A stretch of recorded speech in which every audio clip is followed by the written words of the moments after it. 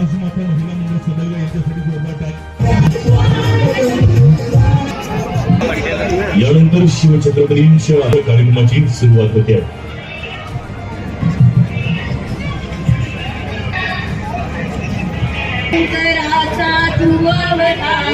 हाती हे मुनी भवानी तलवार नररक्षसांचा करुणी सवा उतार. जय देव जय देव जय देव जय देव तू सामर्थ्यवंत मावळते बळ तू पिले जिवंत राजा तू मुनी संत जाणता राजा तू योगी श्रीमंत. जय देव हे हिंदू स्त्री सौभाग्यभूतीच्या साजा हे हिंदू नृसिंह प्रभू सदलगा नगरीत हा भाग्याचा क्षण श्री छत्रपती शिवरायांच्या भव्य अश्वारूढ पुतळ्याचा लोकार्पण सोहळा. ಶಿವಾಜಿ ಮಹಾರಾಜರ ಪ್ರತಿಮೆಯ ಪೂಜೆ ಹಾಗೂ ದೀಪ ಪ್ರಜ್ವಲನ ಮಾಡಿರತಕ್ಕಂತಹ ಎಲ್ಲ ಗಣ್ಯಮಾನ್ಯರಿಗೆ ಧನ್ಯವಾದಗಳನ್ನು ಹೇಳ್ತಾ ಇನ್ನು ಮುಂದೆ ಈ ಕಾರ್ಯಕ್ರಮದ ಕುರಿತು ಪ್ರಾಸ್ತಾವಿಕ ಮಾತುಗಳು ಪ್ರಾಸ್ತಾವಿಕ ನುಡಿಗಳನ್ನು ಹೇಳಲಿದ್ದಾರೆ ಶ್ರೀ ಯಾದವ್ ಸರ್ ಅವರು. या कार्यक्रमाचे प्रास्ताविक ಸಂಬಂಧ ಬೇಗನೆ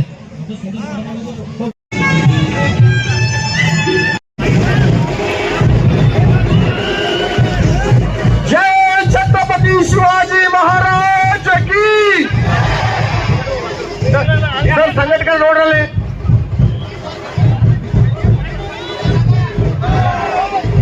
सन्मान्य संतोष लाड साहेब घोषणा ಹೇಳ್ತಾ ಇದ್ದಾರೆ. जय छत्रपति शिवाजी महाराज की. यस बहुनिरीक्षय कार्यक्रम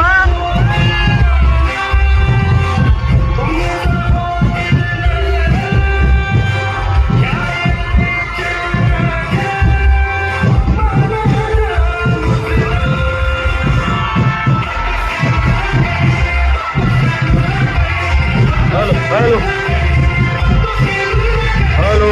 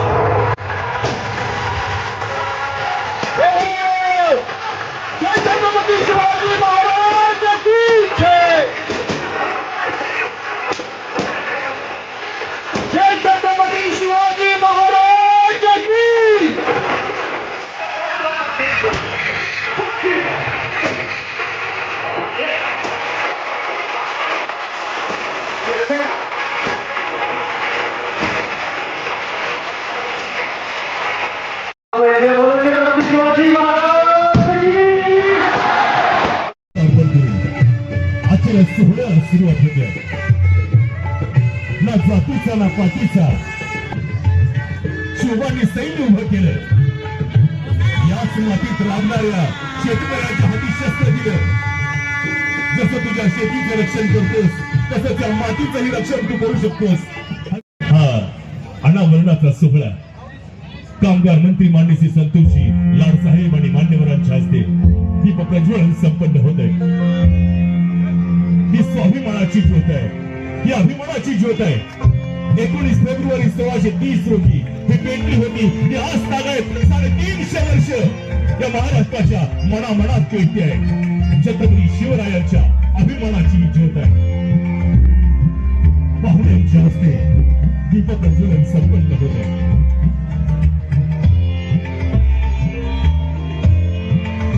ಮಾಧ್ಯಮದ ಮಿತ್ರರೇ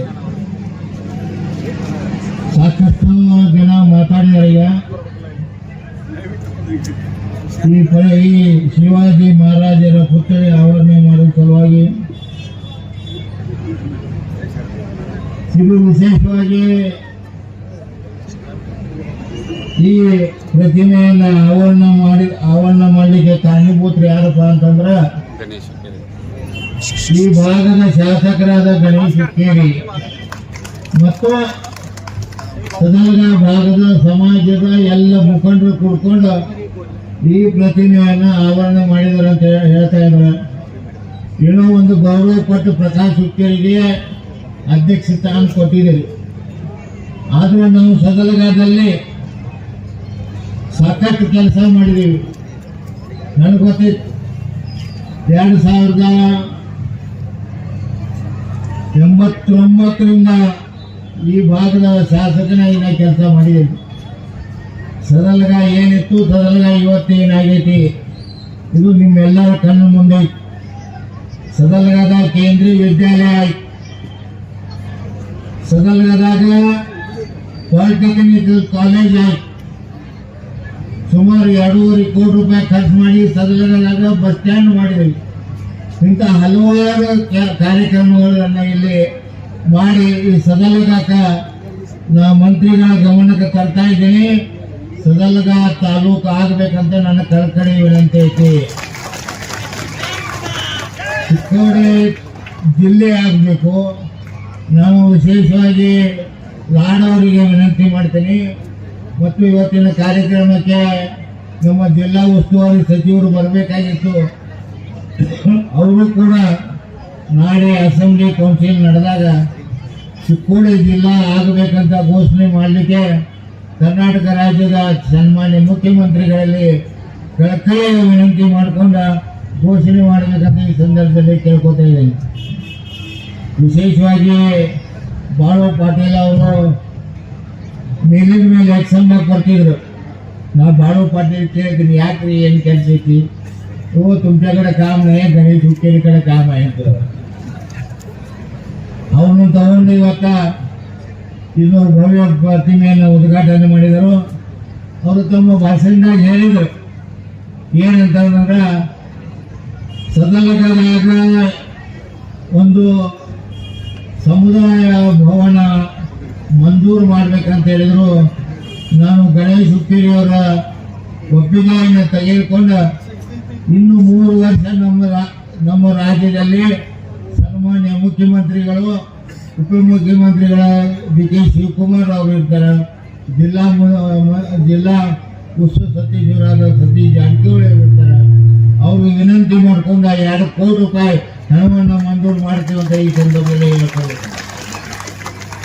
ನನ್ನ ಜೀವನದ ರಾಜಕೀಯದಲ್ಲಿ ಅದರ ಒಂದು ಮಾತು, ನೀವು 3 ವರ್ಷ ನಮ್ದು ಪೀರಿಯಡ್ ಐತಿ, ಆ 3 ವರ್ಷ ಪೀರಿಯಡ್ನಾಗ ನಾವು ಹಣ ಒದಗಿಸ್ತೇವೆ, ನೀವು ಜಾಗ ಮುನ್ಸಿಪಾಲಿಟಿ ಅವರನ್ನು ಕೊಡಬೇಕು ಮತ್ತು ಭವ್ಯ ಸಮುದಾಯ ಭವನ ಪೂರ್ತಿಗೊಳಿಸ್ಬೇಕಂತ ಅವರಲ್ಲಿ ಸಮಾಜದಲ್ಲಿ ನಾವು ಕಳಕಳಿಯಿಂದ ವಿನಂತಿ ಮಾಡ್ಕೊತೀವಿ. ಆದರೆ ಈ ಪ್ರತಿಮೆಯನ್ನು ಕುಡಿಸಿದಂಗ ಅದನ್ನು ಮತ್ತೆ 10 ವರ್ಷ 15 ವರ್ಷ ಹಿಂಗೆ ಆಗಬಾರ್ದು. ಅದಕ್ಕೆ ನಾವು ಇಬ್ಬರು ಕೂಡಿ ನಿಮ್ಮ ಎಲ್ಲಿ ನೀವು ಜಾಗ ತೋರಿಸ್ತೀರಿ ಆ ಜಾಗ ಕಟ್ಟಡಕ್ಕೆ ಕಟ್ಟಡಕ್ಕೆ 2 ಕೋಟಿ ರೂಪಾಯಿ ನಾವು ಕೊಡೋ ವ್ಯವಸ್ಥೆ ಮಾಡ್ತೀವಿ. ಈ ಸಂದರ್ಭದಲ್ಲಿ ಹೇಳಿ ಹೆಚ್ಚಿಗೆ ಮಾತಾಡುವ ಈಗಾಗಲೇ ಶಿವಾಜಿ ಪ್ರತಿಮೆಯನ್ನು ನನಗೆ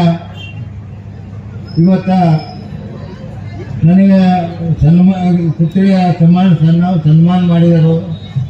ಈ ಸಂದರ್ಭದಲ್ಲಿ ಇಷ್ಟೇ ನಾನು ಹೇಳ್ತೀನಿ, ಯಾಕಂದ್ರೆ ಸಾಕಷ್ಟು ಸಮಯ ಆಗಿರೋದ್ರಿಂದ ಆ ಶಿವಾಜಿ ಮಹಾರಾಜರ ಪುತ್ಥಳಿಯನ್ನು ಯಾವಾಗ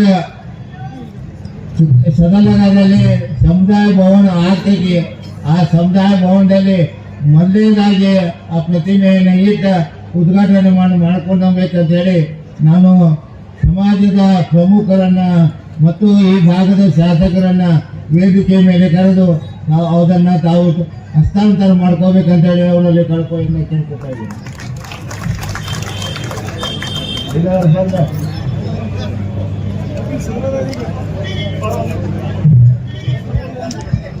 ಆದರ್ಶದಲ್ಲಿ ಬಸವಣ್ಣರ ತತ್ವ ಸಿದ್ಧಾಂತದಲ್ಲಿ ನೀವು ಬರ್ತಾ ಇದ್ದೀರಿ.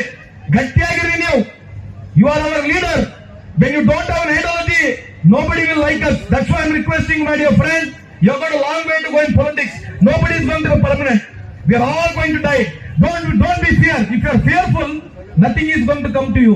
You have got a wonderful history. Look at this man. You have got one of the finest history. Come out, be open, speak whatever you want to speak. I am always there with you. I am never going to be with you. एवढा तू blue नकोस तू एवढा चांगला माणूस आहे. तुम्ही भेळा जाऊ नका. तुम्ही बसवण्याला घेऊन पुढे चला, आंबेडकरला घेऊन पुढे चला, छत्रपती शिवाजी महाराजांना घेऊन पुढे चला. आम्ही सगळं तुमचा पाठीमागे म्हणून मी सांगल सर. ಇವತ್ತಿನ ಯಂಗ್ ಜನರೇಷನ್ಗಳು ಇವತ್ತೆಲ್ಲರೂ ನಾವು ರಾಜಕೀಯವಾಗಿ ಇವರ ಆದರ್ಶಗಳನ್ನ ತಗೊಂಡು ನಾವು ಮುಂದೆ ಹೋಗ್ಬೇಕಾಗಿತ್ತು. ಇವತ್ತು ಈ ವ್ಯವಸ್ಥೆ ಈ ದೇಶದ ಹೇಳಕ್ ಹೋದ್ರೆ ಮತ್ತೆ ಸುಮ್ಮನೆ ಮೋದಿ ಸಾಹೇಬ್ರ ವಿರುದ್ಧ ಭಾಷಣ ಮಾಡಿರೋದು ನೀವು ಹೇಳ್ತೀರಿ. ಅದ್ ಬಂದ್ಬಿಟ್ರೆ ಮತ್ತೆ ನಮಗೆ ಮೈಕಿನ ಜಾಸ್ತಿ ಹೋಗ್ತದೆ, ಬಹಳ ಟೈಮ್ ಆಗಿದೆ. ಅದಕ್ಕೆ ಹೇಳೋದು, ಈ ದೇಶದಲ್ಲಿ ಹಿಂದೂ ಮುಸ್ಲಿಂ ಸಿಖ್ ಇಸಾಯಿ ನಾವು ಒಂದೇ ತಾಯಿಯಾಗಿ ಮಕ್ಕಳಾಗಿ ಬದುಕ್ತಕ್ಕಂತ ಈ ದೇಶದ ಸಂಸ್ಕೃತಿನ ಐಕ್ಯತೆನ ನಾವೆಲ್ಲ ಕಾಪಾಡ್ಕೊಂಡು ಹೋಗ್ಬೇಕಂತ ತಮ್ಮಲ್ಲಿ ಕಳಕಳಿ ಮನವಿ ಮಾಡ್ತೇನೆ ಬಂಧುಗಳೇ. ಅದಕ್ಕಾಗಿ ಇವತ್ತು ಛತ್ರಪತಿ ಶಿವಾಜಿ ಮಹಾರಾಜರ ಇವತ್ತಿನ ಪುತ್ಥಳಿ ಒಂದು ಅನಾವರಣ ಆಗ್ತಾ ಇದೆ. ಇವತ್ತು ಅವರ ಆದರ್ಶಗಳನ್ನ ಅವ್ರು ಮಾಡಿರ್ತಕ್ಕಂಥ ಕಾರ್ಯಕ್ರಮಗಳನ್ನ ನಮಗೆಲ್ಲ ಹಿಂದೆ ಇದೆ. ನಾವು ಮುಂದೆ ಏನ್ ಮಾಡ್ಬೇಕು ನೋಡ್ರಿ. नुसता जय जय जय जय जय शिवाजी जय भवानी ते असून द्याल. तुम्हाला भवन पाहिजे, तुम्हाला ते कल्याण मंडप पाहिजे, ते असून द्याल. पुढे काय, पुढे करायचं काय. मी तुम्हाला विनंती करतो, साहेबांच्या नेतृत्वामध्ये इथं तुम्हाला मला 1000 लोक तुम्ही मला एक मेंबरशिप करून द्या. मला पण तुम्ही मेंबर बनवून घ्या. मी सारखं 15 दिवसाला एक पैजणकडे यायला रेडी आहे. बेलगाम जिल्ह्याला 15 दिवसाला एक बारी तुम्ही बोलवा, मी यायला रेडी आहे. Let us build organise for what. आमच्या समाजमध्ये आम्हाला युनिटी पाहिजे, फोकस पाहिजे. Let us have even though we have lot of difference, let us not get personal into it. So ಅದಕ್ಕೆ ದಯಮಾಡಿ ಇವತ್ತು ನಮ್ಮೆಲ್ಲ ಯಂಗ್ಸ್ಟರ್ಸ್ ಇದ್ದೀರಿ, हात उचला रे बाबा. सगळा शिवराय तुम्हीच आहे. मला 50 सुद्धा रे तेव्हाच. आम्ही काय जास्त नाही आता. I have lived 75% of my life, but the next generation is to you. तुमच्या हातात आहे देश. तुम्ही विचार चांगला करा. हे देश काय चालले काय नाही, कुठल्या पार्टी काय काम करायला लागले, प्रोग्राम्स काय आहे, पॉलिसी काय बरोबर बघा. हे नुसतं जातीवर राज देश चालत नाही. हे देशात सगळं पाहिजे आहे. त्याबद्दल तुम्ही विचार करा म्हणून सांगून ಮತ್ತೊಮ್ಮೆ ನನಗೆ ಕರೆಸಿ ಸನ್ಮಾನ ಮಾಡಿ ಮಾತನಾಡಲಿಕ್ಕೆ ಅವಕಾಶ ತಪ್ಪಿಕೊಟ್ಟಿರ್ತಕ್ಕಂಥ ಇಲ್ಲಿರ್ತಕ್ಕಂಥ ಎಲ್ಲ ನಮ್ಮ विशेषವಾಗಿ ನಮ್ಮ ತಾಯಂದ್ರು जिजामाते तायंद्र मध्यालयात ಬಂದಾರೆ. त्यांनी सगळं जेवणाचं व्यवस्थापन केले, आमचं भाऊ केलंय. तुम्हाला कोटी कोटी आभार आहे. एवढा उशीर तुम्ही बसला आणि माझं असलं भाषण, बोरिंग भाषण पण तुम्ही ऐकलेलं. Thank you so much. बोरिंग होताना बघ सरता ताळी वाजवायला बघायचे, ಕರೆಕ್ಟ್ ಐತೆ. ಹಂಗಾಗಿ ಇವತ್ತು ವಿಶೇಷವಾಗಿ ಮತ್ತೊಮ್ಮೆ ನಿಮ್ಮೆಲ್ಲರ ಪರವಾಗಿ ನಮ್ಮ ಹುಕ್ಕೇರಿ ಸಾಹೇಬರಿಗೆ, ಗಣೇಶ್ ಹುಕ್ಕೇರಿ ಅವರಿಗೆ ನಾನು ಅಭಿನಂದನೆ ಸಲ್ಲಿಸ್ತೀನಿ. ನಮ್ಮ ಸಮಾಜ ನಿಮ್ ಜೊತೆ ಇದೆ. ನಮ್ಮ ಸಮಾಜನ ಕಾಪಾಡ್ಕೊಂಡು ಹೋಗಿ ನಮ್ಮ ಸಮಾಜನ ಬೆಳೆಸ್ತಕ್ಕಂಥ ಕೆಲಸ ಸದಾ ತಾವು ಮಾಡಿದೀರಿ, ಮುಂದೆನೂ ಮಾಡ್ತೀರಿ ಅಂತ ವಿಶ್ವಾಸ ನನಗಿದೆ. ಆ ಮಾತನ್ನು ನಿಮ್ಮ ಪರವಾಗಿ ಅವರಿಗೆ ಕೊಡ್ತಾ ಇದ್ದೀನಿ. ನಮ್ಮ ಸಮಾಜ ಕೂಡ ನಿಮ್ಮ ಜೊತೆಗೆ ಬೆನ್ನಾಬೆಲ್ಲದು ಇರ್ತಂತೆ. ಯಾಕಂದ್ರೆ ನೀವು ಬಸವಣ್ಣ ನಾಡು, ಬಸವಣ್ಣ ತತ್ವದ ಇರುವಂತ ಈ ಸಂದರ್ಭದಲ್ಲಿ ಹೇಳಿ 2 ಮಾತನ್ನು ಮುಗಿಸ್ತೀರಿ. ಜೈ ಜೈ ಕರ್ನಾಟಕ. ಛತ್ರಪತಿ ಶಿವಾಜಿ ಮಹಾರಾಜ್ ಕಿ. ಎಂತಹ